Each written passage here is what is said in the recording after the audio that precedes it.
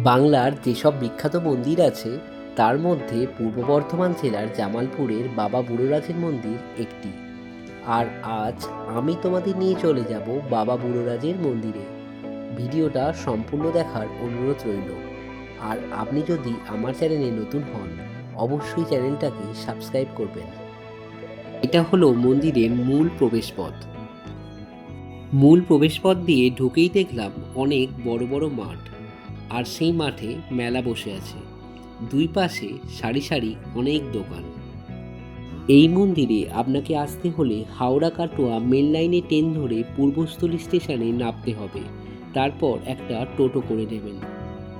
আমরা দোকানগুলি থেকে পুজো দেবার জন্য একটা ডালা কিনে নিলাম। এবার মূল মন্দিরে প্রবেশ করব। এই মন্দিরের অনেক রহস্য আছে। একটি গরু নাকি প্রতিদিন একটি উইঢিবিতে দুধ দিয়ে যেত। তারপর ওই গরুর মালিক স্বপ্নাদেশ পেয়ে খোঁড়াখুড়ি শুরু করেন এবং এই মূর্তিটি খুঁজে পান। কিন্তু এই শিবলিঙ্গটি কোনোভাবেই মাটি থেকে খুঁড়ে তোলা সম্ভব হয়নি। তারপর থেকে এখানেই পুজো শুরু হয়। এই ঘটনাটি আজ থেকে 600 বছর আগের ঘটনা। এই মন্দিরের বাবা বুড়োরাজ খুবই জাগ্রত। এখানে বাবা মহাদেব এবং ধর্মরাজ পূজিত হন। বাবার কাছে মানত করলে নাকি সেই আশা পূর্ণ হয়। এছাড়া এই মন্দিরে গোপালের মূর্তি দান করে অনেক নিঃসন্তান দম্পতি সন্তান লাভ করেছেন। এই মন্দিরে ধর্মরাজ এবং বাবা মহাদেব একই সাথে পূজিত হন, তাই এখানকার দেবতা বুড়োরাজ নামে পরিচিত।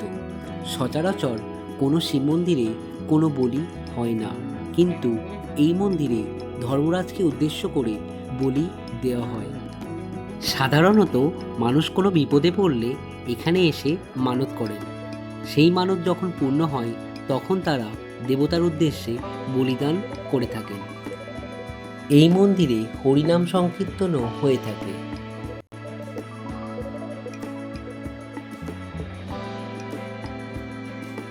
এই মন্দিরে প্রবেশ করার সময় দেখলাম দুই দিকে দুটি নন্দী মহারাজের মূর্তি বসানো আছে।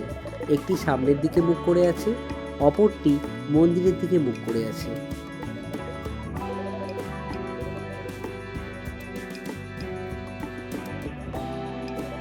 মন্দিরের পাশে একটি রাধাকৃষ্ণেরও মন্দির আছে। একটি বড় গোপালের মূর্তি আছে, যেটি কোনো ব্যক্তি মানত পূরণ হবার পর তৈরি করে দিয়েছেন। আপনারা অবশ্যই এই মন্দিরে ঘুরে যান, এবং যারা জীবনে অনেক সমস্যায় ফেঁসে আছেন তারা অবশ্যই বিশ্বাস নিয়ে একবার আসুন। আপনার মনের ইচ্ছা অবশ্যই পূর্ণ হবে। আজকের ভিডিও এখানেই শেষ করলাম। সবাই ভালো থাকবেন। হর হর মহাদেব।